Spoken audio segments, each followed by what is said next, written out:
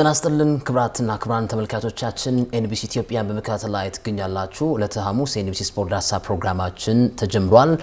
የመጋቢት 18 2017 ዓ.ም ፕሮግራማችን በዋናነት በሁለት አጀንዳዎች ልዩ ትኩረት ያደርጋል። የኢትዮጵያ ብሔራዊ ቡድን በዓለም ዋንጫ ማጣሪያ ያደረጋቸውን ሁለት ጨዋታዎች መሰረት ያደረጉ ሐሳቦች እናነሳለን። ብሔራዊ ቡድኑ ዛሬ አስተዳደራዊ ጉዳይና የሜዳ ላይ እንቅስቃሴን በተመለከተ አሰልጣኝ መሳይ ተፈሪና የፌዴሬሽኑ ዋና ስራ አስፈጻሚ አቶ ባህሩ ጥላሁን ቀን ላይ መግለጫ ሰጥተዋል። መግለጫውን የተመለከቱ ሐሳቦችን እንሰነዝራለን። ከጨዋታዎቹ በኋላም የኛ መልከታ ምንድነው የሚሉትን እንመለከታለን። ወደ ውጭ ስናልፍ ደግሞ የብራዚል ብሔራዊ ቡድንና የአርጀንቲና ብሔራዊ ቡድን ያደረጉትን የዓለም ዋንጫ ማጣሪያ በማስመልከት የተወሰኑ ሐሳቦችን ምናደርስ ይሆናል። የዕለቱን ፕሮግራም አሉላ ፍሬውና እንዲሁ እንግዳችን ማለት ቢከብድም ብዙ ጊዜ የመጣ ሐሳቦችን ያደርሳል ሳምሶን አበበ ከኛ ጋር ቆይታ ያደርጋል። እንደምን አለ ብያለሁ ሳሚ። እንዴት አመሸ አሉላ? አለን ይመስገን በጣም ጥሩ። እንግዲህ ባስተዋወቅናቸው ርዕሰ ጉዳዮች ላይ ሐሳቦችን የምናደርስ ይሆናል። የኢትዮጵያ እግር ኳስ ፌዴሬሽን ዛሬ ለመገናኛ ብዙሃኖች አስተዳደራዊ ጉዳይና የሜዳ ላይ እንቅስቃሴን በተመለከተ አሰልጣኝ መሳይ ተፈሪ ለመገናኛ ብዙሃን ሐሳባቸውን አብራርተዋል። መነሻ ሐሳቦችን እናስቀምጥና ወደ አንተ መልከታ እመጣለሁ። እንግዲህ የኢትዮጵያ ብሔራዊ ቡድን ባላለመው ባላቀደው የዓለም ዋንጫ ላይ ለመካፈል የጨዋታ መንገዶችን ቀይሶ ውድድሩን ተካፍሏል። ሁለት ጨዋታዎችን አድርጓል። ከረጅም ጊዜ በኋላ ወደ ድል የተመለስንበትን ውጤት የጅቡቲ ብሔራዊ ቡድን ላይ ያስመዝግበናል። በአንጻሩ በግብጽ ብሔራዊ ቡድን ደግሞ የ2-0 ሽንፈትን እንዲሁ ማስተናገዳችን ይታወሳል። እንደ መነሻ ሐሳብ እንግዲህ አሰልጣኝ መሳይ ተፈሪ ከዚህ በኋላ የኢትዮጵያ ብሔራዊ ቡድን አሰልጣኝ ሆነው ይቀጥላሉ አይቀጥልም፣ ውላቸው ኤክስቴንድ ይደረጋል አይደረግም የሚሉ ጥያቄዎች እንዳሉ ሆነው ግን እንግዲህ ባለፉት 4 የኢትዮጵያ ብሔራዊ ቡድን አሰልጣኞች ስር 98 ተጫዋቾች ተመርጠዋል። ይሄ በጣም የትኛውም ዓለም ላይ አለ ብዬ አላምንም። 98 ተጫዋቾች በ4 አሰልጣኝ ስር ማለት ብዙ ነው። በሚያስገርም ሁኔታ ደግሞ የአሰልጣኝ መሳይ ተፈሪ ያለፉትን 6 ጨዋታዎችን ፒክ አውት አድርገን ስንመዝነው 30 ተጫዋቾችን መርጧል። አንዳንዴ የሙት ውድድሮች አሉ አይደል? የሰፈር ውስጥ ያሉ ዙሮች አንዱ ሲያኮርፍ አንዱ ይግባ፣ አንዱኛው ሲበደል ሌላኛው ይግባ እያልክ መታጫውት እስኪመስል ድረስ እንግዲህ በ6 ጨዋታ 30 ተጫዋቾችን ማየት ከባድ ቶታሊ ውጤት ቀውስ የሚፈጥረው ነገር ነው። ዴፊኒትሊ ምንም ጥያቄ የለውም። ባለፉት 4 አሰልጣኞች ስር ደግሞ 98 ኢትዮጵያን ተጫዋቾች በተለያዩ አሰልጣኞች ስር ጥሪ ደርሷቸዋል። እንግዲህ አሰልጣኙ ምናቃቸው በክለብ ደረጃ ምናቃቸው ሁኔታዎች አሉ። በአርባ ምንጭ፣ በወላይታ ዲቻ ከዛ ደግሞ አሁን በብሔራዊ ቡድን መጥተዋል። የ3-5-2 እንዲሁ የ3-4-3 አጫወትን ተገብራለሁ እያሉ ይናገራሉ። ፖሴሽናል ፕሌይንግ ስታይልን ለማስረጽ ሞክራለሁ ይላሉ። ድጋሚ ስትመለከተው ደግሞ በግብፁ ጨዋታ ደግሞ የመልሶ ማጥቃት ነገርን ትመለከታለና አንዳንድ ድብልቅ ያሉ የጨዋታ መንገዶችን ስንመለከት እናስተውላለን ማለት ነው። ጥያቄዎችን ጠይቀን ነበር በስፍራው ላይ። ሶስተኛ ወገን ተሳትፎ ነበር ወይ? ሚዲያ ላይም የዘገቡ ሰዎችን ተመልክቻለሁ።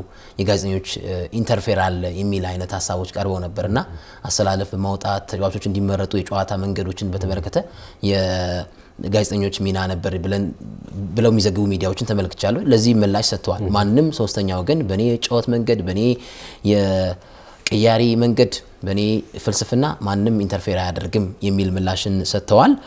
እንግዲህ ሌላው የተነሳው ነገር የመፍትሄ ሐሳቡን ወደ በኋላ ላይ መተን የምናነሳ ይሆናል። ግን ሌላው የተነሳው ጉዳይ ምንድነው? ከአሰልጣኝ መሳይ ተፈሪ ጋር በተገናኘ ብዙ ዛሬ አቴንሽን ስቦ የነበረው ያው በስፍራውም የተገኙት ጋዜጣዊ መግለጫ ሲሰጥ የነበሩ ሚዲያዎችም ብዙ ጥያቄዎችን ያነሱት ከአስቻለው ታመነ የፎቶሾፕ ወይም የሲክስ ፓክ ጋር በተገናኘ ብዙ ጥያቄዎች ሲነሱ የነበሩት ሶሻል ሚዲያ ስለንቦና ሶሻል ሚዲያ የሚሉ የጥያቄ ምልልሶች ነበሩና እኔ እንደውም ምን አልኩኝ ባለፈው ማንስቼዋለሁ። ሬድ ትራክ ፋላሲ የሚባል ነገር አለ።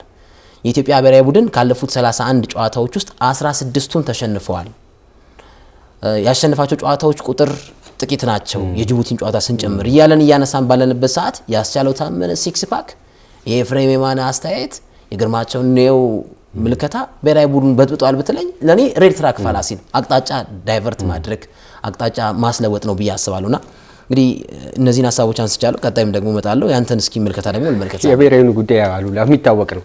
ከ31 ዓመት በኋላ በፈረንጆቹ 2013 የደቡብ አፍሪካ ዋንጫ ላይ ተሳታፊ ሆኖ እንደሚታወስ ያን ጊዜ በአውሮፓም ሆነ በዓለም ዋንጫ በሚደረጉ ውድድሮች ላይ የአፍሪካ መርሃ ግብሮች መጨናነቅ ስለሚፈጠር ነው ፊፋና የአውሮፓ እግር ኳስ ማህበር ጫና አድርገው እነዚህ ውድድሮች በጎዶሎ ቁጥር እንዲካሄዱ ተባለ። 2012 እንደምታስተውሰው ዛምቢያ ሳይጠበቅ ሻምፒዮን ሆነች። ኢኳቶሪያል ጊኒ ላይ በአመት ልዩነት ስለተካሄደ የማጣሪያ የምድብ ጨዋታዎች ለማድረግ አመቺ ስላልነበረ በኖካውት ውድድር እንዲደረግ ተደረገ።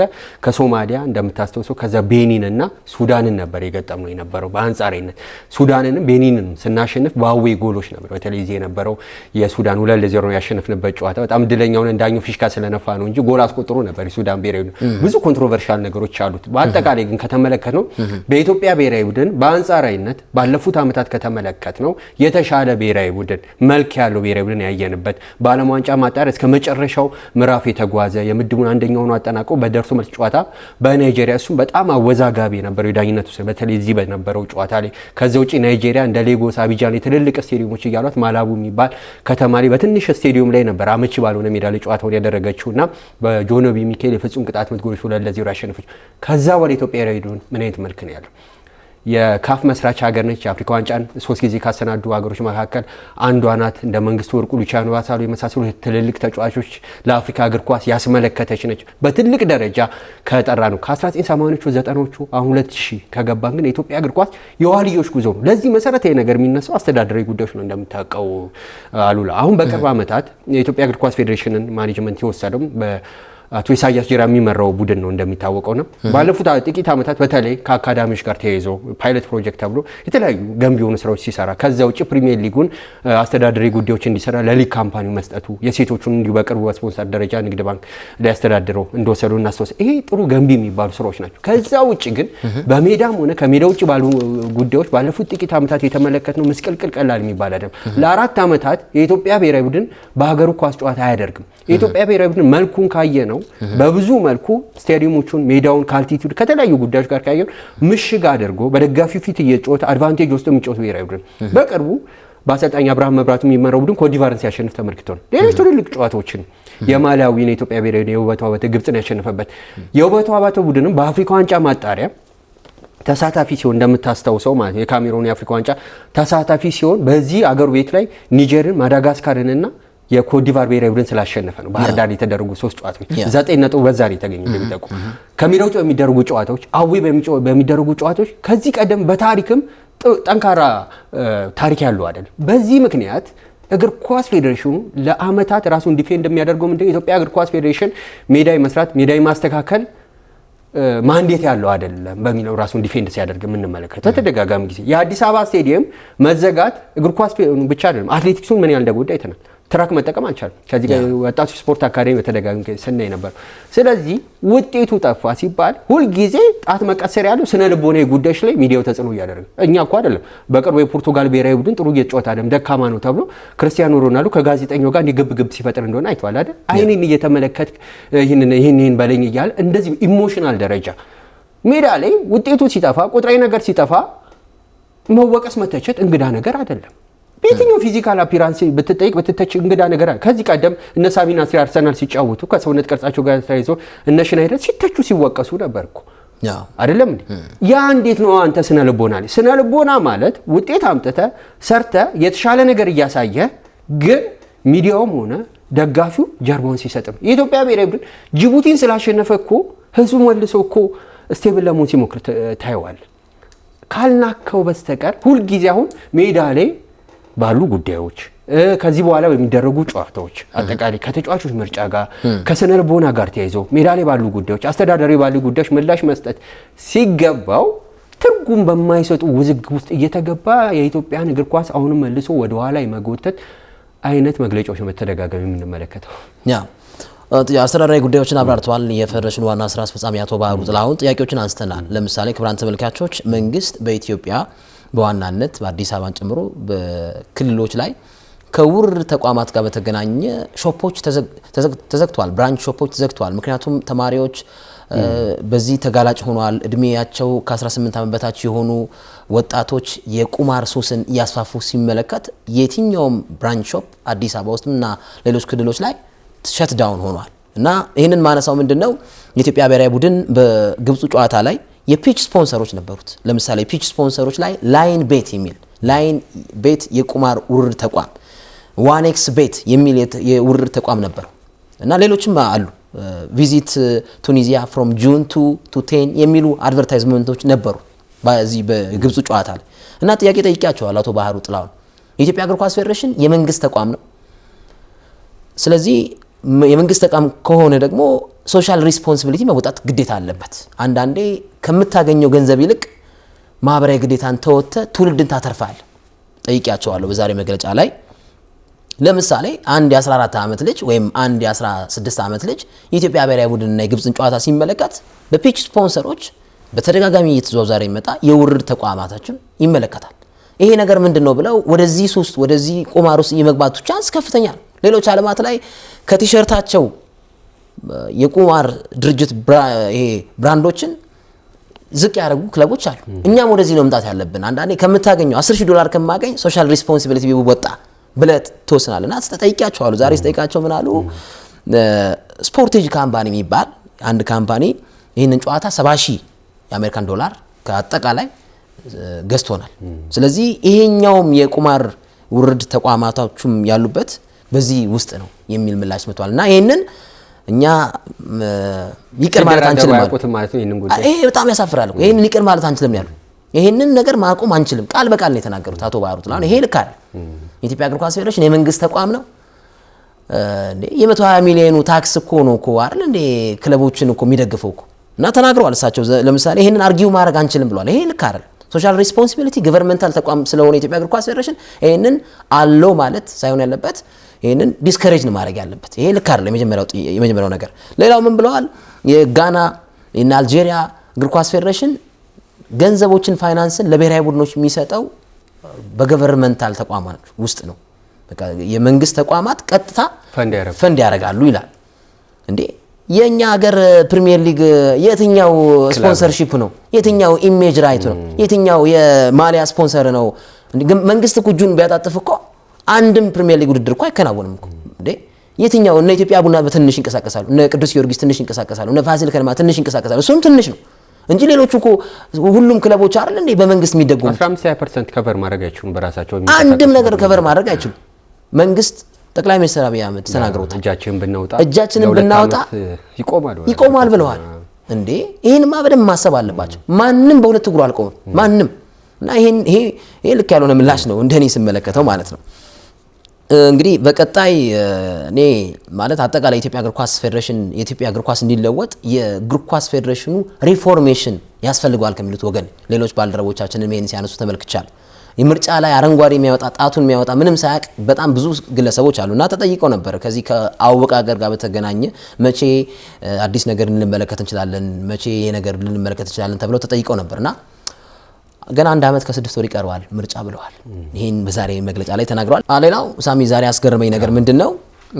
ከባልደረባችን ከኢትዮጵያ ቴሌቪዥን ጋዜጠኛ ሀብታሙ ካሴ የተሰነዘረ ጥያቄ ነው። እኔም ይሄን ጥያቄ በውስጤ እያሰብኩት ነበር። የኢትዮጵያ እግር ኳስ ፌዴሬሽን ከ14,000 በላይ ተከታይ ያለው የቴሌግራም ቻናል አለ።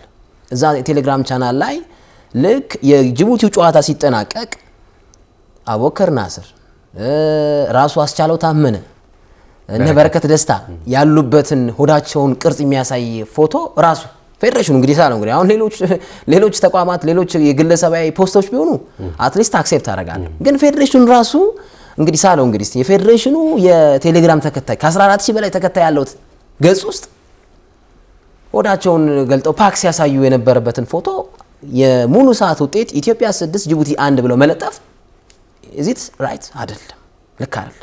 ኳሊፋይድ የሆነ ኮሚኒኬሽን ሰው ቢሆን ይሄን ነገር አለው አያደርጉትም። ሌሎች ገጾች ያድርጉት አትሊስት። ግን እንዴ አንድ እግር ኳስ ተጫዋች እኮ የሆድ ቅርጹ በጣም ያማረ መሆን አለበት። የእግር ተክለ ሰውነቱ ያማረ መሆን አለበት። ግዴታው እኮ ነው እኮ።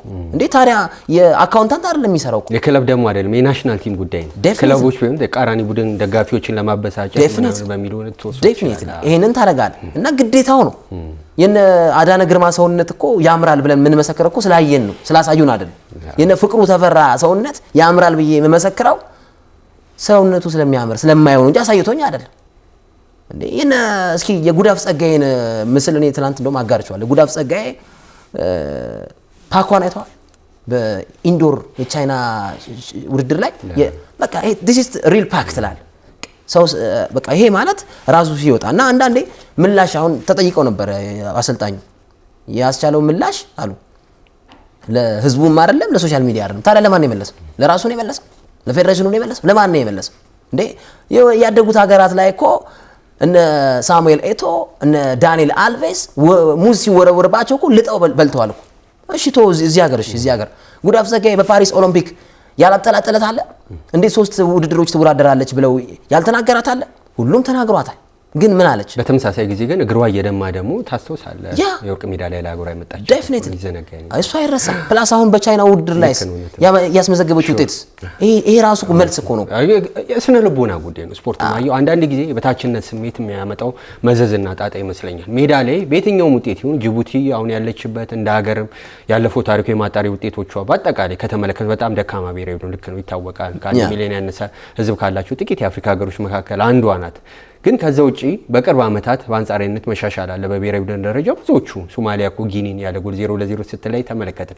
ሱዳን በአፍሪካ ዋንጫ አልፋለች፣ ቻን አልፋለች። በዓለም ዋንጫም እንዲሁ እየመራች ነው የሚገኘው ምድቧ ነው። ከደቡብ ሱዳን በቀደም ያለ አቻ ተለያየች ሴኔጋል ስታሸንፍ ነው እንጂ አሁንም እድሉ አላት፣ ተስፋ አላት። ጥንካሬዎች እየተመለከትን ነው። ክለቦቻቸው በአህጉራዊ መድረክ ውድድር ላይ ምን ያህል እንደሚጓዙ ሰርተ ማሳየት ነው። አሁን ይኸውልህ ፉክክር ውስጥ መግባት እኮ አይደለም።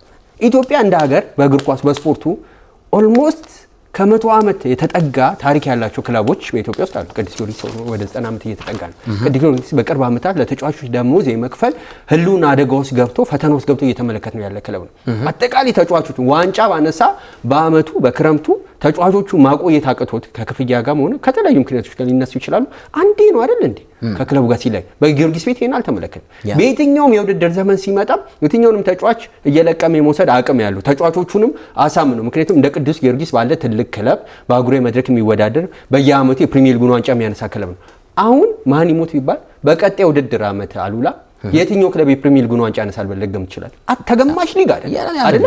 ዘንድሮ መድን በየትኛው መልኩ ነው ልክ ነው። አምና አሁን በሆነ ውድድር ሊቨርፑል ዘንድሮ ድንገት ታይትል ኮንቴንደር አልሆነም። አርኔ ስሎት ያነሱታል። ማንቸስተር ሲቲ እና አርሰናል ያለፉት 2-3 የውድድር ዘመናት በሊጉ ሲፎካከሩ ስለቆዩ ሰው ሁሉ እነሱን ፕሬዲክት አድርጎ ሊሆን ይችላል እንጂ አምና ለ4 ዋንጫ ሲፎካከር የነበረ ቡድን የኤርገን ክሎፕ። ስለዚህ ሊቨርፑል ዘንድሮ ዋንጫ ቢያነሳ ለዚህ ከሆነ የሌስተር ሲቲ ገድል ተአምር ሊባል የሚችል ይሆን። ጅማ አባ ጅፋር በ2010 ነው 11 የሊጉን ዋንጫ ካሳካ በኋላ አሁን ላይ ካለበትም ሊግ ወርዶ እየተመለከት ነው። ወልቂጤ አምና በብዙ ጥያቄ ውስጥ ሆኖ አለፈ። አሁን በከፍተኛ ሊጉ መሳተፍ የማይችል ሀምበሪቾ እንደዚሁ እያየን ነው። የሀገራችን እግር ኳስ መልኩ ይሄ ነው። በምኑ ነው የምትሟገተው? ማን ፊት ነው የምትቀመጠው? የሚሰራው አካል በጣም እኮ ነው የሚያስደንቀው። እኔ አንዳንድ ጊዜ አሁን በቅርቡ ታስታውሳለህ አንተ እንዲሁም በደንብ ገይ ነገሮችን በወረቀት ይዘህ መተህ ስናነሳው ነበር። እዚህ ከተጫዋቾች የዝውውርና የተቀማጭ ገንዘብ ጋር ተይዞ ጥያቄዎች አንሱ ሊግ ካምፓኒ የሚቀጣቸውን እግድ ያስተላለፈባቸውን ከዛ በኋላ አቤቱታ አቅርቧል። ተጫዋቾቹና በጊዜነት እንዲታገድ አድርጎታል የእግር ኳስ ፌዴሬሽን በይግባኝ ኮሚቴ ሰሚ ኮሚቴው አማካይነት ማለት ነው። እኔ እሱ አይደለም በፌዴሬሽኑና በሊግ ካምፓኒው መካከል ራሱ ያለው ግንኙነት ጤናማ እንዳልሆነ በተደጋጋሚ ስንመለከት ነበር። የተለያዩ አገር ኳስ ስፖርትን የሚመሩ እስኪመስሉ ድረስ ማለት ነው። አንዳንድ ጊዜ የሆነ ጥቅም የወሰድክብኝ የሚል ጥያቄ አለ። ምክንያቱም የኢትዮጵያ ወንዶች ፕሪሚየር ሊግ ቀላል ገንዘብ እንደማይዘዋወርበት ይታወቃል። እስከ 3 ቢሊዮን ብር ይጠጋል ይባላል። የከነማ ክለቦች እኮ አሉላ እስከ 200 ሚሊዮን ብር ዓመታዊ በጀት አላቸው። ግን ለአንድ ተጫዋች ኢትዮጵያ ሊግ ውስጥ 500-600 ሺህ ብር ስትከፍለው 600-800 ሺህ ብር እየተከፈለው አንድ ተጫዋች ኢትዮጵያ ውስጥ ማለት ነው ለብሔራዊ ቡድን ተጠርቶ መጫወት ተጫዋች ከሆነ ዋጋው ምንድነው? ቫልዩ ምንድነው የዚህ ተጫዋች? ይሄ በጣም እኮ የሚያሳምም ነገር ስለ እውነት ነው የምልህ። በዓለም ሪከርድ የዝውውር ዋጋ የተዘዋወረ አንድ ራሱ ክለቦች እኮ በብሔራዊ ቡድን ቋሚ የመጫወት እድል የሌለውን ተጫዋች ራሱ ማለት ነው እምነት ጥሎበት የመጠቀም እድል በተለያዩ አውሮፓ ክለቦች ላይ ተመለከተ። መቅዳት አለበት፣ መማር አለ፣ መውሰድ አለበት፣ ተሞክሮ መውሰድ አለበት። ገና ለገና 130 ሚሊዮን ህዝብ ሀገር ነች ቦትስዋና፣ ጋቦን በጣም ጠንካራ ብሔራዊ ቡድን ከኛ በኋላ ኢኳቶሪያል ጊኒ፣ ኮሞሮስ፣ ማዳጋስካር እንደ ሀገር እንኳን ያልተመሰረቱ የነበሩ እነ ደቡብ ሱዳን የ10-15 ዓመት ታሪክ ያላቸው ሀገራት እንኳን እኛን በእግር ኳሱ በልጠዋል። ምንም ጥያቄ የለውም። ሌሎች የተነሱ ነጥቦች ነበሩ። ለመጨመሪያ ያክል እንግዲህ ለምሳሌ በጣም ያስገረመኝ ነገር ያው በዛሬ መግለጫ ላይ ማደንቀውም የፌዴሬሽኑ ነገር አለ አነሳዋለሁ ወደ ኋላ ላይ ማደንቀውም ጥሩ ጎን አለ። ጥሩ ጎን ካለ ጥሩ ጎን እናገራለሁ። ግን ያው ሰሚ ወገን ላይ ሲደርስ የፌዴሬሽኑ አካላት ጋር የሚደርሱ መረጃዎች ደግሞ በኔጌቲቭ ኢምፓክት ስለሚተረጎሙ ብዙ ጊዜ ለክሶች ትዳረጋለህ። ይሁን እንቀበላለን ሁሉንም። ግን ለምሳሌ የኢትዮጵያ ብሔራዊ ቡድን ቀደም ብዬ ገልጬዋለሁ። በ4 አሰልጣኞች ስር 98 ተጫዋቾችን እንደ ጸበል ጻዲቅ ጋብዟል። አሰልጣኝ መሳይ ተፈሪ በ6 ጨዋታዎች ውስጥ 30 ተጫዋቾችን መርጠዋል። ከዛ በተጨማሪ ባለፉት 24 የነጥብ ጨዋታዎች ላይ የኢትዮጵያ ብሔራዊ ቡድን ከ24 የነጥብ ጨዋታዎች ውስጥ 18ቱን ጨዋታ ሲያደርግ በ18ቱ ጨዋታ የተሰለፈው ግብ ጠባቂ ሰይድ ሀብታሙ ነበር። በጣም ብዙ ጨዋታ ነው። ከ24 የነጥብ ጨዋታ 18 ጨዋታን ያደረገው ማን ነው? ሰይድ ሀብታሙ በግብ ጠባቂ በኩል። እንግዲህ አሁን ባለፉት 2 ጨዋታዎች እንደማናልፍ ይታወቃል እኮ አልፍም ያውቁታል። ሲጀምር አሁን ካናዳ፣ ሜክሲኮ እና አሜሪካ የሚዘጋጀው የዓለም ዋንጫ ላይ እንደማያልፍ ያውቁታል። እኔ ባለፈውም ገልጬዋለሁ። በአቶ ባህሩ ጥላሁን አቅጣጫ የቀየረ ነገር ተናገሩ እንጂ ጠቅላላ ጉባኤ ያለው ፌዴሬሽኑ እቅድ አለው ብዙ ነገር ብለዋል። ግን አንተ ኢስቲሜት ታደርጋለህ። አፍሪካ ዋንጫ ያላለፈ ብሔራዊ ቡድን ለዓለም ዋንጫ ያልፋል ብለህ አታስብ። ቻን ያላለፈ ብሔራዊ ቡድን ለዓለም ዋንጫ ያልፋል ብለህ አታስብ። እና ከ24 የነጥብ ጨዋታዎች ውስጥ 18 ጨዋታ ያደረገው ሰይድ ሀብታሙ ነው። ግን አዲስ ነገር ደግሞ ስንመለከት አሁን ደግሞ ያለፉትን 2 ጨዋታዎች ደግሞ አቡበከር ኑራን። ስለዚህ አንዳንዴ ይሄ ቤስት 11 የምትለው ወይም ቤስት 11 ባትልም የሚቀራረቡ ተጫዋቾችን ታስቀጥላለህ በየጨዋታው አትሊስት ዩኒፎርም ለማምጣት አትሊስት የሆነ ሊኒየር ነገር ለማምጣት። አሁን እንግዲህ እስቲ በ6 ጨዋታዎች 30 ተጫዋቾችን ያስገባ ብሔራዊ ቡድን እንዴት ነው ቋሚ 11 የሚመርጠው? በጣም ትልቅ ጥያቄ ምልክት። እኔ አሰልጣኞቹን አከብራለሁ። ግን በነገራችን ላይ ቅዳሜ የግብዙን ጨዋታ የተመለከትኩት ከአዳነ ግርማ ጋር ከነ ፋሲል ተካልኝ ጋር ከነ ሳምሶን ጋር ለስራ በአጋጣሚ ጎንደር ነበርኩ።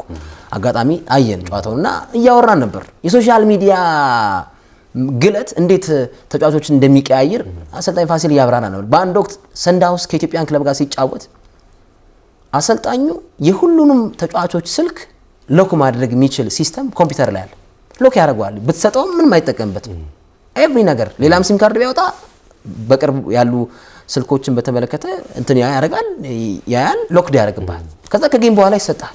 እንደዚህ አይነት ነገሮችን ነው የምናውቀው። እዚህ ስልክ ስትቀማቸው አንደኛውን ስልክ ይይዛሉ ብለዋል አሰልጣኙ በቶ አባተ። ግልጽ ነው። እና ሶሻል ሚዲያ ተጽዕኖ ይፈጥርብሃል። ግን አንድ ቲክቶክ ላይ አንድ ፌስቡክ ላይ ተለቀቀብኝ ብለህ ደግሞ ፓክ ማሳየት ደግሞ ኢትዮጵያ ሕዝብን መናቅ ነው ብዬ ማስበው። ማለት እንደፈል ልታየው ትችላለህ፣ ግን ልክ አይደለም ብዬ አስባለሁ። ማለት ግዴታ ነው፣ ሊኖርህ ይገባል። ኢንጂነር አይደለህም ወይ አካውንታንት አይደለህም ወይ ጋዜጠኛ አይደለህም። የኢትዮጵያ እግር ኳስ ብዙ ወቀሳና ትችት የሚያስፈልገው ነው። ብዙ ነቀፌታ የሚያስፈልገው የሚታወቅ ሊጉ ላይ ብዙ ገንዘብ በጀት ከዚህ ቀደም ልክ ነው። ብዙ ጥያቄዎች ይነሳሉ። ሜዳው አመቺ አይደለም፣ የሚከፈላቸው ደሞዝ እዚህ ግባ የሚባል አይደለም፣ ለፓሽን የሚጫወቱ ናቸው። ብዙ ነገር ይነሳ ነበር። አሁን እኮ የትየለሌ ነው። በጣም ብዙ ገንዘብ ምንም ለማጋነን እንኳ አይደለም። ከሰሃራ በታች ባሉ ሀገራት 3ኛው ከፍተኛ ደሞዝ ከፋይ ነው የኢትዮጵያ ፕሪሚየር ሊግ ብለው የሊግ ካምፓኒ የቦርድ ሊቀመንበር 100 አለቃ ፈቃደ ማሞ ነው ጋዜጣዊ መግለጫ ሲሰጥ ይሄን በግልጽ የተናገሩ። ስለዚህ የሌሎች ሀገራትን በዚህ በኩል ኮንትሮል የሚያደርጉበትን መንገድ ለመቅዳት እንቅስቃሴ እያደረግን ብለው ነው አይደል? ያን የደሞዝ ገደብ ሲያወጡ ደግሞ ብዙ ውዝግብ ያስነሳው እንደምታስታውሰው ያ ተገቢ ላይሆን ይችላል። አሁን በየሊጉ አውሮፓ እንደምትመለከተው የኤፍኤስአር ሩል አለ አይደል? ፋይናንሻል ሰስቴናቢሊቲ ሩል የሚላል 75% ከገቢያቸው 75%ን ብቻ 25%ቱ እንደ ዲፖዚት መቆየት እንዳለበት ለክለቦች ይሉና እኮ ለሌላ አይደለም ያን ነገር የምናይበት ሁኔታ። ስለዚህ አሁን የትኛው ነው ነገር ሰርተ ልክ ነው። እኔው በግሌ በኢትዮጵያ እግር ኳስ በቅርብ መከታተል ከጀመርኩበት ጊዜ አንስቶ ከተመለከትኳቸው በጣም ጥሩ የኋላ መስመር ተጫዋቾች መካከል አንዱ ናቸው አሉ ታመነ ፐርሰናል። ግን ወቅት ያቋሙ ሳሚ ያኔ ወቅት ያቋሙ በክለብ ደረጃ በቅዱስ ጊዮርጊስ እኔ እንደውም ቅዱስ ጊዮርጊስ ይሄንን ተጫዋች የለቀቀበትን መንገድ አንዳንዴ ክለቡ ራሱ ያለበትን ነገር ማሳያ ነው ብዬ ጊዮርጊስ ረጅም ጊዜ እነ ደጉ ደበበን ከዚህ ቅድም ነፋሲን ስታነሳ እንደነበረው እነ ዘሪሁን ሸንገታ በጣም ሎንጂቲቪቲ በፕሪሚየር ሊግ አልተለመደም። በኢትዮጵያ ፕሪሚየር ሊግ ጊዮርጊስ ትልቅ ክለብ ስለሆነ አቅምም ስላሉ ጡንቻም ስላለው ተጫዋቾችን ለረጅም ጊዜ ማቆየት ልምድና ተሞክሮ ያለው ክለብ ነው። ከቅርብ ዓመታት በኋላ ነው እንግዲህ አሁን ከታች የመጣው ቡድን ዝም ብሎ ተነስቶ 6-700 ሺህ ደሞዝ ያቀርብለታል ለሆነ ክለብ። ስለዚህ ያንን በጀት የተበጀተለት ነው። አገሪቱ ውስጥ ያሉን ፖለቲካ ታቋል። እግር ኳሱ ላይ ደግሞ እንዴት እጁን እንዳስገባው ፖለቲካው የምታውቀው በዛ ችግር ምክንያት ሊነሳ ይችላል። ግን እግር ኳሳችን ከመስመሩ የወጣ ነው። አሁን ዛሬ ብጮ ለምንድን ነው? በፊት ኢትዮጵያ እግር ኳስ መጫወት የማይችል ብሔራዊ ቡድን አይደለም። የአፍሪካ ዋንጫን አንስቶ ያሳየ ነው። የአፍሪካ ዋንጫን ያሰናዳ ነው። በተለያዩ ውድድር መድረኮች ላይ ከዚህ ቀደም የሚፈለጉ ተጫዋቾች የነበሩ ነው። ለዛ ነው የሚጮህበት የኢትዮጵያ እግር ኳስ። ሌላው ማነሳው ነገር ምንድነው? የኢትዮጵያ እግር ኳስ ፌዴሬሽን ከሞሮኮ እግር ኳስ ፌዴሬሽን ጋር መልካም ግንኙነት ስላለው በፕሬዝዳንቱ አማካኝነት ጥሩ ግንኙነት ስላላቸው ሞሮኮ ላይ ጨዋታዎች እናደርጋለን ብለዋል። ጥያቄ ይፈጥርብኛል። አንስቼዋለሁ ጥያቄውንም ዛሬ ያው 1-1 ምልልሶቹ ላይ ላለመግባት ተቆጥቤ ነው ያለፍኩት። ጥያቄ ጠይቄያለሁ። የሞሮኮ እግር ኳስ ፌዴሬሽን ለኢትዮጵያ ብሔራዊ ቡድን ይሄን ሁሉ ውለታ የሚውለው ለምንድን ነው? እኔ አይገባኝም። ማለት መልካም ግንኙነት ሊኖር ይችላል። እሺ ኦኬ ጥሩ ነው። ግን ይሄን ሁሉ ነገር ለምን ያደርግልናል? ምን ከበስተጀርባው ኪክባክ የለም ወይ ብለህ ጥያቄ ይፈጥርብሃል። አልተመለሰልኝም። የእኛን የጅቡቲን የግብፅን በርካታ ኮምቢኔሽን የሚችለው የሞሮኮ እግር ኳስ ፌዴሬሽን እኛስ ምን አቺቭ ልናደርግለት ነው በምላሹ? ይሄ አልተመለሰልኝም ዛሬ እና በጣም በርካታ ሀገሮች ናቸው ከዚህ ከፊፋና ከካፍ ሜዳቸው በመታገዱ ምክንያት ብዙ ሀገራት ደግሞ በቅርቡ ሜዳቸውን እያስተካከሉ ደግሞ ምን ያህል ትልቅ ስራ እንደሰሩ አይታለ። ሩዋንዳን መመልከት ይቻላል። አሁን ሩዋንዳ ላይ ኪጋሊ ላይ ያለው ስቴዲየም መቼም ከሰሞኑ ከናይጄሪያም ከሌሶቶም ስትጫወት ተመልክተን በፍጹም አፍሪካ አይደለም ምስራቅ አፍሪካ አይደለም አፍሪካ ውስጥም ያለ ስቴዲየም አይመስልም። በጣም ዘመናዊነቱ ከፍ ያለ ነው እየተመለከትን እንዳለ ነው እና አሁን ጩኸቱ አሁን እኮ አደጋ ነው። ይኸውልህ ተመልከት እኮ አሉላ ውጤቱ የለም። ከፍተኛ ገንዘብ ይዘዋወራል ሊጉ ላይ። እግር ኳሱ ለየቅል ነው። ሊጉ ተመልካች አልባ ነው። በጣም ፉክክር የሌለው ነው። አንዳንድ እኮ እስኪ ምን ያህሎቻችንን ከሚመረጡ ተጫዋቾች በስም የፋሚሊየር ኔም ነው ብለን አሁን የምናውቃቸው ተጫዋቾች በብሔራዊ ቡድን ደረጃ በቀደሙ ስሙ ረጅም ዓመት ሰርቪስ የሰጡ ካልሆነ በስተቀር 2 ዓመት እግር ኳስ ያልተጫወተ ተጫዋች መጥቶ ነው ለብሔራዊ ቡድን 3 ጎል አስቆጥሮ ሃትሪክ ሰርቶ ቡድኑን ሲታደግ የምትመለከቱ። ሌሎቹ ተጫዋቾች ምንድን ነው ስራቸው? ልክ ነው።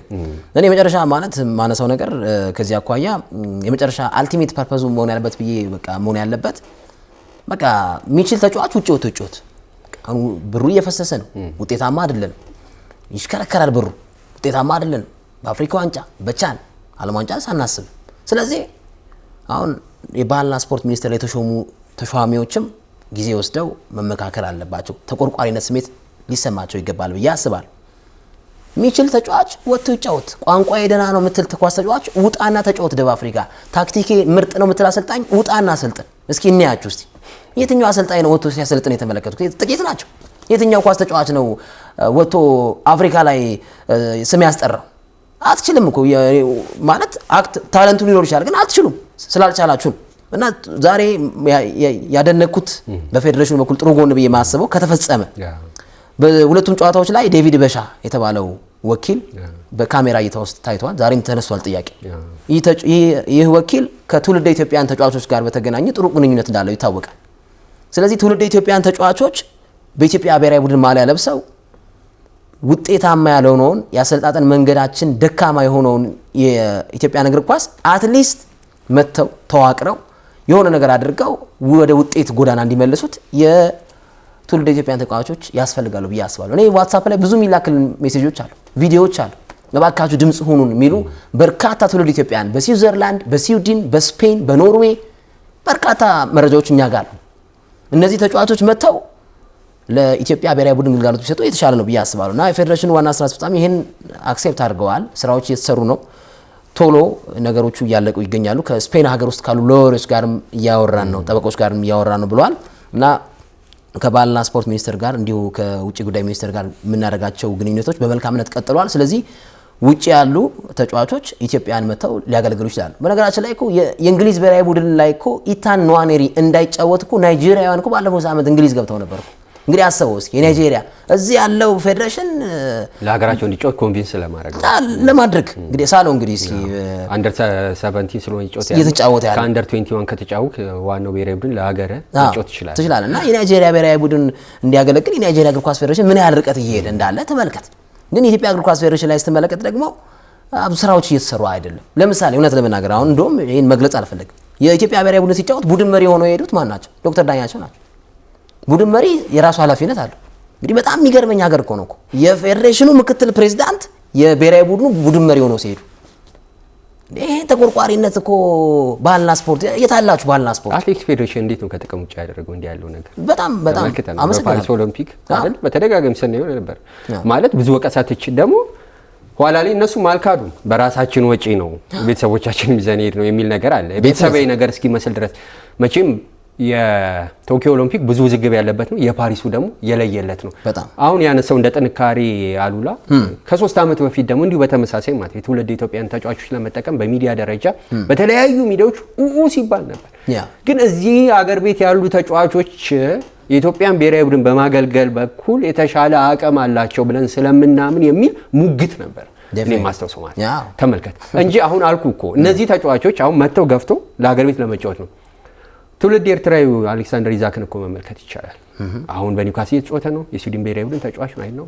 ከልጅነት ጀምሮ እዛ የኖረ ስለሆነ ግን በሀገር ቤት አገሩ ላይ ያደረገ ያለው ነገር መቼም ግልጽ ነው። አሁን ሶሻል ሚዲያው በሙሉ ክፍት ነውና እነዚህን ተጫዋቾች ደግሞ ለሀገራቸው መጫወት የሚፈልጉት በትልልቅ ደረጃ በተለያዩ ክለብ ምክንያቱም አንድ ተጫዋች በብሔራዊ ቡድን ደረጃ ጥሪ ደርሶ ሲጫወት ተጽዕኖ ላቅ ያለ ከፍ ያለ ስለሆነ ለዚህ እኮ ነው ከ2 ከ3 ዓመት በፊት አሰልጣኝ ውበቱ አባተ ባልተለመደ መልኩ የኢትዮጵያ ብሔራዊ ቡድን ተጫዋቾች ጥሪ ሲደረግላቸው ስልክ እስከ ማጥፋት እየደረሱ ነው። ለብሔራዊ ቡድን የመጫወት ሞራል በኢትዮጵያ እንግዲህ ታይቶ በማይታወቅ ሁኔታ ሞራል እየሞተ ይሄ ምን ያመጣው ነገር ነው? አንደኛ ክፍያው አንተ ምን አይነት ሞራል ይኖራል?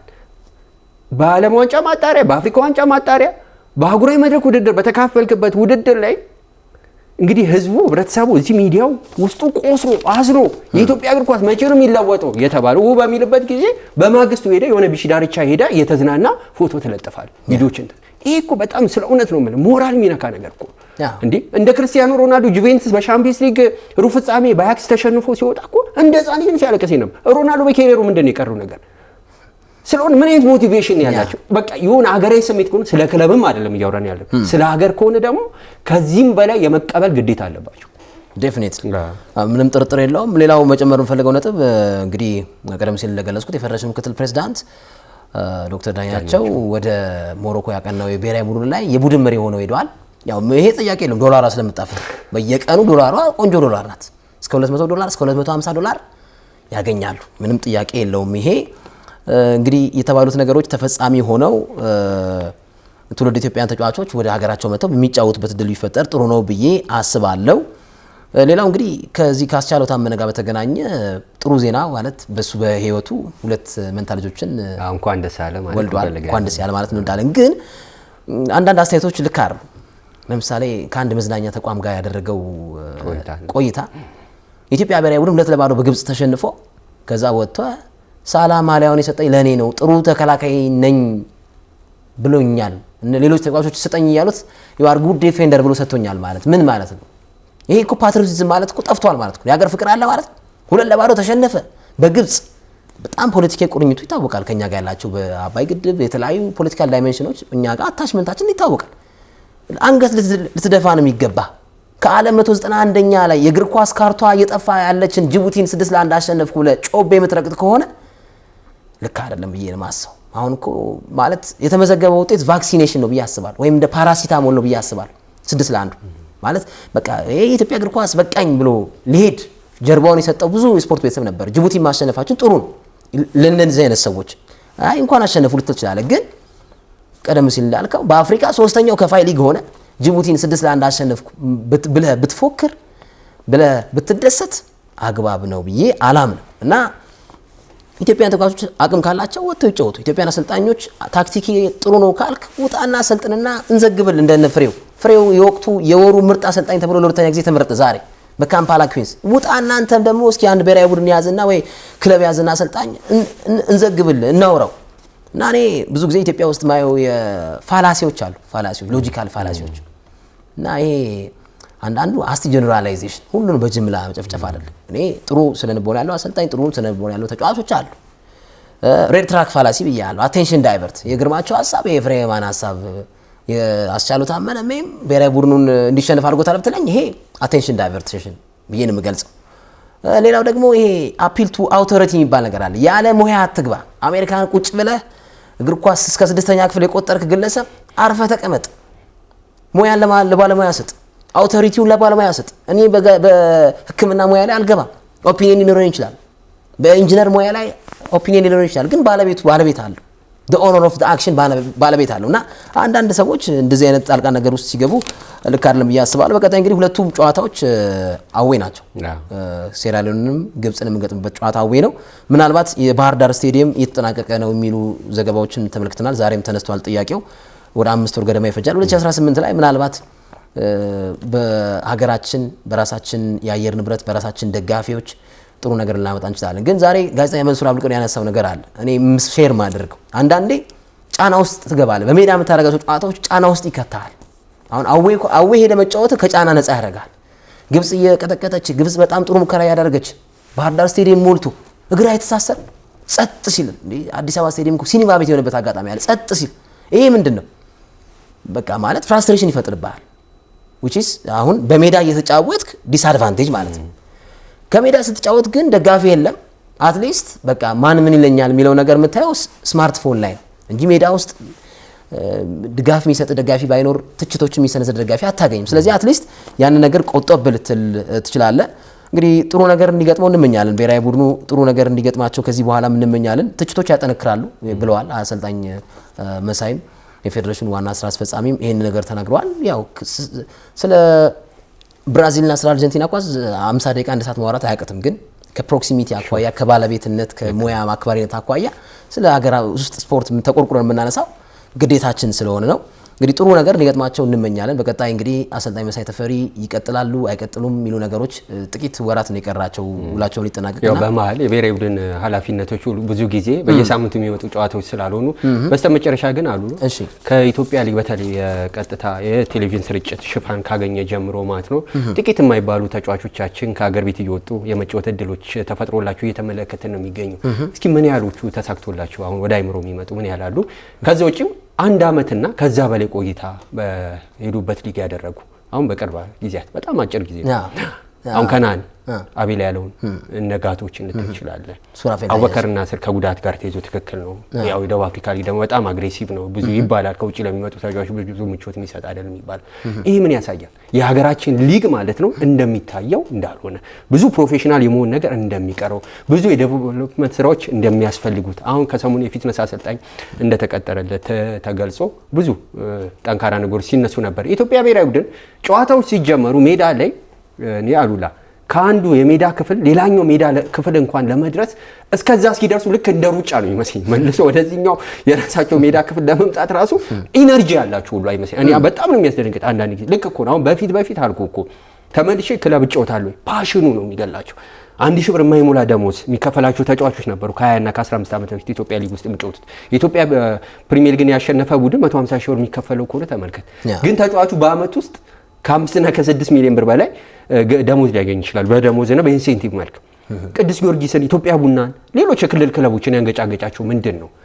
አብርሃም መብራቱ የመራው ሰበታ ከተማ ከ3 ከ4 የውድድር ዘመን በፊት በሊጉ አራተኛው ነው አጠናቆን። አሁን ሰበታ ታሪክ ሆኗል። ጅማ አባ ጃፋርን ተመልከተው። መቀለ ሰባ እንደርታ ልክ ነው በሰሜኑ ክፍል የተፈጠረው ጦርነት ነው ብዙ ነገር ሊነሳ ይችላል። ግን ክለቦቻችን አሁን ሊጉ ውስጥ ከሚጫወቱት ቅዱስ ጊዮርጊስ ቡናን ምናልባት ኢትዮጵያ መድን ትተ 20 ዓመት እንኳን የቆየ ታሪክ ያለው ክለብ ምን አለ? የለም እኮ ሉክ አንዳንድ ክለቦች እኮ ከነ ማንቸስተር ከነ አርሰናል በላይ መስረታ ጊዜ ኖሯቸው 5ኛ ዲቪዥን ይጫወታሉ። ምክንያቱም ህዝባዊ መሰረት አላቸው። ክለቡ ራሱ አላማ አለው። ያ ሲሆን ነው መሰረት ሲኖረው ነው ወቅትም ጊዜም ይፍጅ እንጂ የሆነ ወጣት ቡድን እኮ ስኬታማ ሲሆን የመጨረሻ 1993 በኢትዮጵያ አቆጣጠር አርጀንቲና ላይ ኢትዮጵያ ወጣት ብሔራዊ ቡድን የተካፈለ ጊዜ ታስተውሳል። ከዛ ያ ወጣት ብሔራዊ ቡድን ለዋናው ብሔራዊ ቡድን ሄዶ ተጫውቶ ምን ያህል ተጫዋች አይደለም በወጣት በብሔራዊ ቡድን መጫወት የሚያስችል እድሜ ላይ ነበሩ ብዙዎቹ ተጫዋቾች። ይሄ ነው የሚያሳዝነው። በቃ ኢትዮጵያ እግር ኳስ የሚቀለድበት ሉክ እንዳልኩ ነው። አሁን ኢትዮጵያ ውስጥ ከሚከፈላቸው ከፍተኛ ደሞዝ ተከፋዮች ከ1 እስከ 10 ብታወጣ 7-8ቱ አሁን ለብሔራዊ ቡድን ሰርቪስ እየሰጡ ያሉ ተጫዋቾች አይደሉም። በቃ አንዳንድ ነገሮች በደንብ ጥናት ያስፈልጋቸዋል። ዴፊኒትሊ የኢትዮጵያ ብሔራዊ ቡድን ላይ ግን በነገራችን ላይ መጀመሪያ የምፈልገው ሀሳብ የስነ ልቦና ባለሙያ የለውም ብሔራዊ ቡድኑ። ስለዚህ ዓለም የእግር ኳስ በጣም ብዙ ነገር እያሳየን ይገኛል። ኒኮላስ ጆቨርን ብዙ ስሞችን ይሰማሉ። አርሰናል ቤት ስፔሲፊካሊ ስለ ቆሙ ኳስ ብቻ ሴት ፒስ ኮች ነው። እንዴት መከላከል እንዳለባቸው፣ እንዴት ስኮር ማድረግ እንዳለባቸው ሌላ ጉዳይ ያገባው። የዓለም እግር ኳስ እዚህ ደርሶ የኢትዮጵያ ብሔራዊ ቡድን ግን የስነ ልቦና አማካሪ የለው። አስቻለው ቢረበሽ ማን ነው የሚመክረው? አቦከር ስነ ልቦና የሆነ መራበሽ ቢደርሰው ማን ነው የሚመክረው? ለዚህ አይነት ምላሾችም እኮ እንደዚህ አይነት ሰዎች ናቸው አጋዥ ሊሆኑ የሚችሉት። አሁን የሁሉ ዝግብ የማይፈጠርም ነበር። የሆነ ማሊያን ገልጦ ነው በሶሻል ሚዲያ የሆነ ምላሽ የመስጠት ነገር እንዲህ የሆነ ነገር ፎቶሾፕ አድርገው ነው ይሄ ምናምን እንዴ በግብጽ ፖለቲካሊ ይታወቃል እኮ። በቃ ይሄ በጣም ጸጥ የሚያሰኝ ነው። ልክ ነው። በየሳምንቱ በእንግሊዝ ፕሪሚየር ሊግ እጅግ አስደናቂ ብቃት እያሳየ ያለ ለባለንዶር የታጨ በጣም ድንቅ የውድድር ዘመን እያሳየ በፕሪሚየር ሊግ ምናልባት ሮናልዶ፣ ሄነሪ የትኛውን ምርጥ ጊዜ ተብሎ የሚደነቀውን ሳላ ጋር ነው ፊት ለፊት የተጋፈጠው። ከዚህ ተጫዋች ጋር በሙሉ 90 ደቂቃ ያሳየው ብቃት ፐርሰናሊ እኔ ብትጠይቀኝ አድናቆት የሚቸረው ነው። ልክ ነው። ግን በተደጋጋሚ ደግሞ እንደ ሊግ ውስጥ ውድድሮች ምናምን ቢገናኙ ደግሞ የሚለው ነገር አለ። ከእንደገና ሳላ ራሱ በፕሪሚየር ሊጉ ደረጃ ጨዋታ በሚያደርግበት መንገድ ኢኮኖሚካል ሆነ የመጫወቱ ነገር ግልጽ ነው። ከዛ ባለፈም ግን ልክ ነው ክሬዲት ሰጥቶት መጥቶ ማሊያ ምናምን አፕሪሺየት ያደርጉኝ ያ አይደለም። ግን ቁጭት ሊፈጥርባቸው ይገባል። መሸነፋቸው አንገት ሊያስደፋቸው ይገባል። በየትኛውም መንገድ ቢሆን ግብፅን የአፍሪካ ዋንጫውን ሲመሰረት አህጉራዊ መድረክ ውድድር ሲመሰረት አብራን የመጣች ሀገር ነች። አሁን የሰማይና የምድር ይሄ ሊያስቆጫቸው ይገባል። እና ብሔራዊ ቡድን የሚመጥን ደግሞ አሁን ብሔራዊ ቡድን የሚመጥን ቅጥሮች በፌዴሬሽኑ ሊደረጉ ይገባል። ስራ አስፈጻሚዎች ይህን ነገር ሊያጸድቁ ይገባል። ሁለት ስራ አጥ የነበረ አሰልጣኝ እንዴት ምክትል ዋና አሰልጣኝ አድርገህ ትቀጥራለህ? ይሄ አሰልጣኞችን በኢትዮጵያ እግር ኳስ አበርክተዋል፣ የራሳቸውን ተጽዕኖ ማለት ጥሩ ነገር አበርክተዋል። ወጣት አሰልጣኝ ነው። ወላይታ ዲቻ ዛማሌክን ሐዋሳ ስቴዲየም ላይ እንዲሁም ከማይዘነጉ ጨዋታዎች አንዱ በመለያ ዓመት ያለፈበትን እናስታውሳለን። ተስፋ የሚጣልበት ነው። ግን ኃላፊነቱ ሲሰጠው ምን አይነት ቡድን ነው የምትሰጠው? ምን አይነት ተጫዋቾችን ነው የምትሰጠው? ምን አይነት ስራዎች ሁሌ ግራስሩት ታዳጊዎች ላይ መስራት፣ አካዳሚዎች ላይ መስራት ብዙ ነገር ይባላል። ከዚህ ቀደም መብራት ኃይል በ1990ዎቹ ሻምፒዮን ሲሆን የመጀመሪያውን ፕሪሚየር ሊግ ታስታውሳለህ። እና አጎስ ደስታ፣ ጉልላት ፍርዴ የመሳሰሉ አሰልጣኞች ነበሩት። እነ ደብሮ ማጎስን፣ ዮርዳኖስ አባይ ኋላ ላይ ወደ ኢትዮጵያ ቡና ከማምራቱ በፊት ትልልቅ ተጫዋቾች። እነዚህ እኮ ከስር ነው በስም አካዳሚ ተብሎ ስያሜ ባይሰጣቸውም የራሳቸው ፕሮጀክቶች ነበሯቸው። አሁን የኢትዮጵያ ሊግ የትኛው ሊግ ነው ይሄን የሚያሳይ? ያለም እኮ ይሄ መስተካከል አለበት ብዬ አስባለሁ። እንደ ፌዴሬሽንም ተቆርቋሪነት ሊሰማቸው ይገባል ብዬ አስባለሁ። በቀጣይ እንግዲህ መልካም ጨዋታ እንዲገጥማቸው እንመኛለን። ግን አንዳንድ አቅጣጫ ለዋጭ መልሶችን ደግሞ ተመልክተናል። ባለፈው አንስቼዋለሁ። የሐሙስ ዕለት የተወካዮች ምክር ቤት ስብሰባ ስለነበር ፕሮግራማችን አልሄደምና ለምሳሌ ፌዴሬሽኑ ካሜራ ጠፍቷል የጠፋ ብለህ ስትጠየቅ you have to answer ከጠፋ ጠፍቷል በዚህ ምክንያት ብለህ ልታብራራ ይገባልና አቴንሽን ዳይቨርት ማድረግ የለባቸውም ብዬ አስባለሁ። ለማንኛውም እንግዲህ ዛሬ የነበረው የኢትዮጵያ ብሔራዊ ቡድን መግለጫ በሜዳ ላይ ጉዳይና በአስተዳደራዊ ጉዳይ የተመለከትናቸው ነበሩ። ተመልካቾቻችን የዕለተ ሐሙስ የመጋቢት 18 የ2017 ዓ.ም የኤንቢሲ ስፖርት ዳሰሳ ፕሮግራማችን እንደተመለከታችሁት በኢትዮጵያ ብሔራዊ ቡድን የዓለም ዋንጫ ማጣሪያዎች ዙሪያ የተሰጡ ሀሳቦችና ጨዋታዎችን በተመለከተ ሀሳቦችን አደረስን። በዓለም ዋንጫ ማጣሪያ ተጠባቂ የነበረውን የአርጀንቲናና የብራዚል ጨዋታን በተመለከተ እንዲሁ መረጃዎችን ሀሳቦችን አካፈልናችሁ። አሉላ ፍሬውና ሳምሶን አበበ ከመላው ስቱዲዮ የስርጭት ባለሙያዎች ጋር በመሆን ቆይታችን እዚህ ላይ ያበቃል። ከጣቢያችን ኤንቢሲ ኢትዮጵያ ጋር መልካም ቆይታ እንዲሆንላችሁ እንመኛለን።